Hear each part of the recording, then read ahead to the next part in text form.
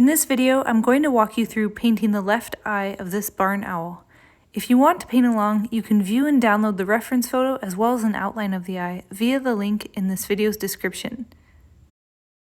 The paints that we'll be using are ivory black, phthalo blue, yellow ochre, Ercolano red, and foundation white.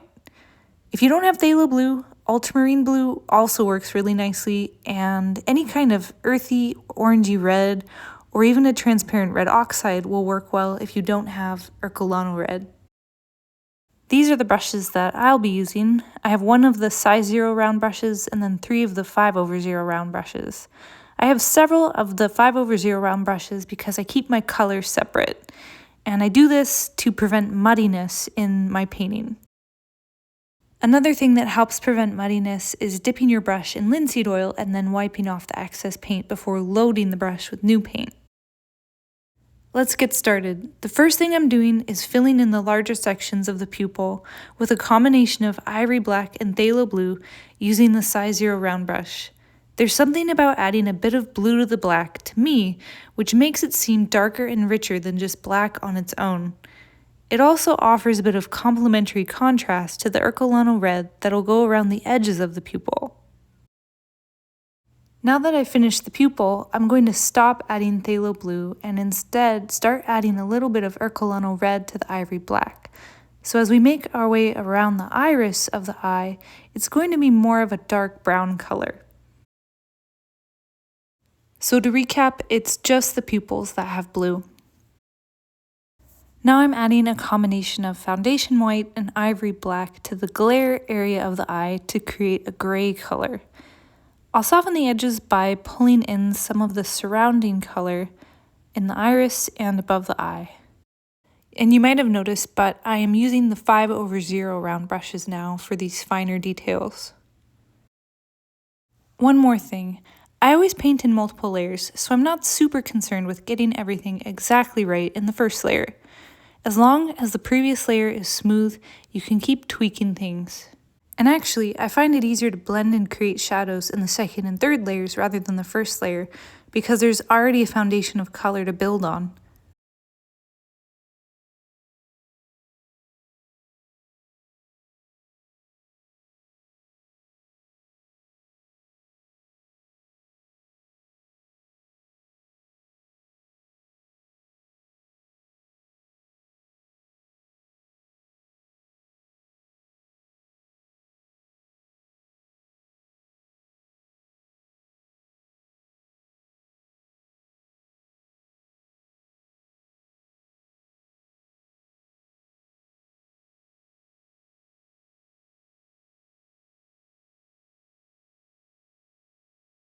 I'm painting the delicate feathers around the eye now, and I definitely added a little too much phthalo blue. I don't actually want this much blue to be in the feathers, so I'm just going to leave it. I'm going to let it dry, and I'll come back and fix it in the second layer. So don't worry if you did the same thing, if you added a little too much blue somewhere or another color somewhere else. You can just let it dry and then come back and paint over it. Now I'm adding a combination of Ercolano red and ivory black right underneath the pupil. More Ercolano red than ivory black here. I want the red to subtly come through and electrify that blue. And the iris is just a combination of foundation white and ivory black. And I'm adding more ivory black on the right side because the light source is coming from the left side and the eye is round. So there's more shadow on the right side of the eye. Notice here that I'm also adding a thin band of Ercolano red right along the bottom of the iris. And now I'm taking the 5/0 round brush that had black on it, and I'm lightly blending the glare and all of the various details that I just added. And brush pressure is actually rather important here to get really soft blending. The lighter the brush pressure, the softer the blending will be. As we get further out from the iris, I'm adding a combination of Ercolano red and ivory black again, but more Ercolano red. This is more of a medium brown than the darker brown that's on the interior.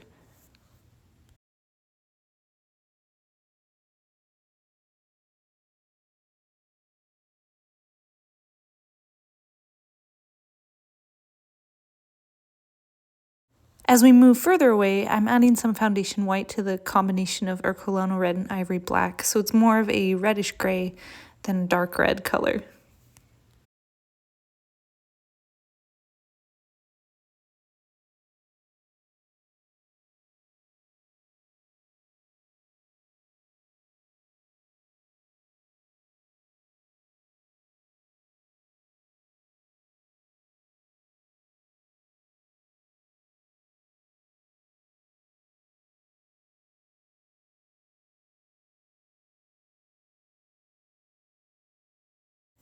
I'm starting to add some of the details around the eye now, and here's where I start using yellow ochre in the feathers.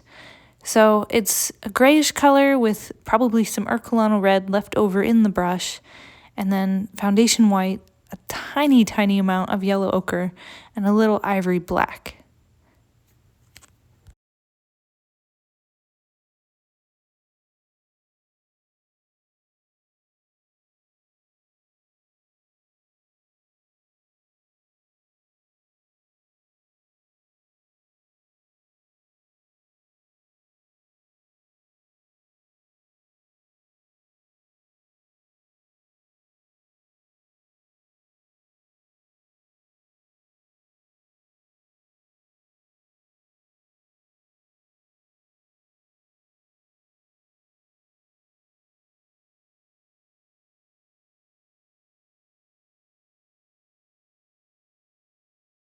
In this tear duct area, I'm also using a tiny amount of yellow ochre combined with Ercolano red, foundation white, and ivory black.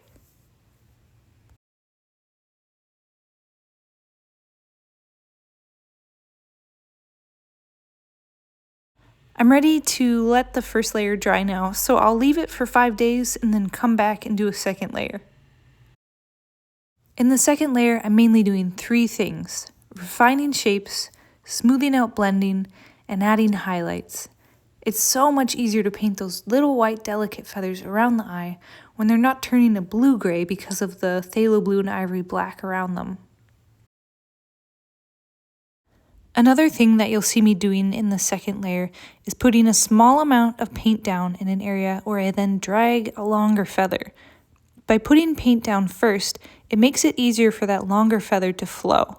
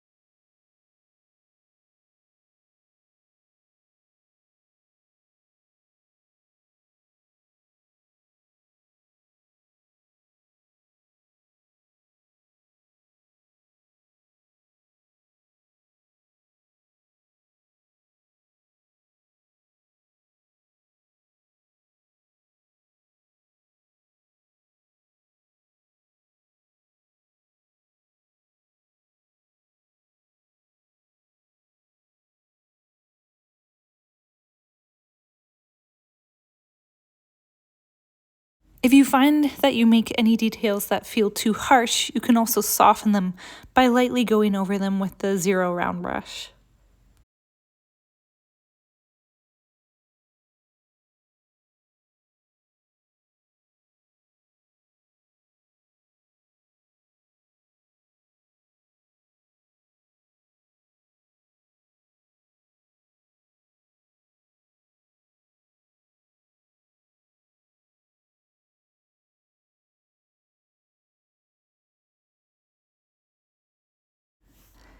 Adding the final touches here.